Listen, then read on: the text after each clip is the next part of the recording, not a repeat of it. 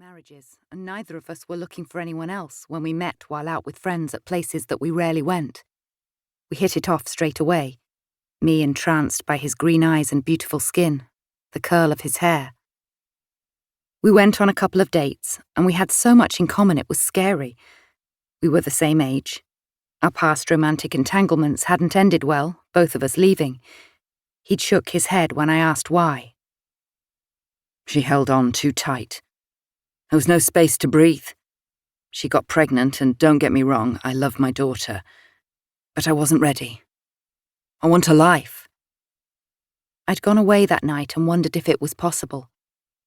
Could you be in a relationship and give each other space? My past certainly did not confirm this arrangement. Ian had been jealous and possessive. He'd adopted the family is everything line to keep me with his sisters and his mother, who were all lovely, but I wanted a job and I wanted to go out with my own friends. When I did, he followed me, and we would argue. In the end, it got too much. I found out he'd been tracking my phone and monitoring my calls, and I left. He didn't contest the divorce, and I haven't seen him since. We sold the house, and I put my equity into mine and Jake's love fund. We made our agreement that we would never hold each other so tightly that we had no freedom, that there were no rules except fidelity, that we would honor each other's lives and support each other. Jake had it printed out and hung it in a black-edged frame on the wall so we would see it as soon as we entered the house. It seemed so right, and I was convinced it would make us stronger. I was sure I could honor our agreement. It was what I wanted. I would rather have been alone than be with someone like Ian. But Jake was different. Once in the house, I go through my usual routine. I pick up the mail and open it. In some random hangover from my past, I open the bills first, expecting red letters. My heart momentarily skips a beat, but there is nothing to worry about these days. I go to the kitchen and feel the kettle. Still warm. He's been here. His cup is on the coffee table in the lounge. I take my shopping upstairs and hang the dresses on the front of the wardrobe. I know that there are 2 dresses in there I have never worn.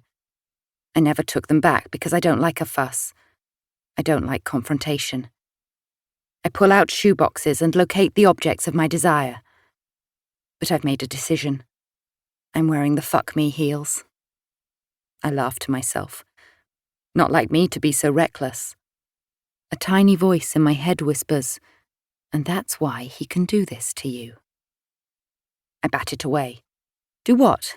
Work late? Admittedly, he had been working late a lot in the past few months. I'd started to see a pattern to it. 3 weekdays a week. He'd mentioned that someone had left and he was covering that job. I'd initially felt sorry for him and would leave him little messages and a sandwich for when he came in later. But little concerns had started to bite at me. I'd eaten dinner alone 3 nights out of 7. I'd even started to plan meals for one, as he refused to let me cook for him if he was going to be late. Oh, God, no. Don't go to any trouble. I'll get a sandwich or something. Some of the guys order in. Honestly, Kate, it's fine. He touched my face. He always did that. I feel a surge of love for him and a stab of annoyance at myself. I flick on the TV in the bedroom and try on the dresses with different bras. Bare legs or tights. Hair up or down. Jake always chooses down. He told me he likes women with long hair, so I let mine grow, just having the ends trimmed.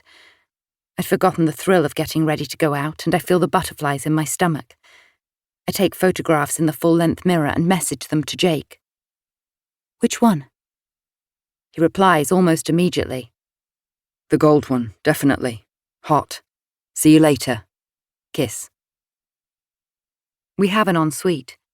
The day we came to see this house, the estate agent made a big deal of it. There's an ensuite just off the master bedroom. He was conspiratorial. With a shower. I'd pretended I was unimpressed, but this was just another piece in the jigsaw puzzle of my perfect life. After the shock of my childhood, I take nothing for granted. But I'm getting to where I want to be, and this is not the right time to rock.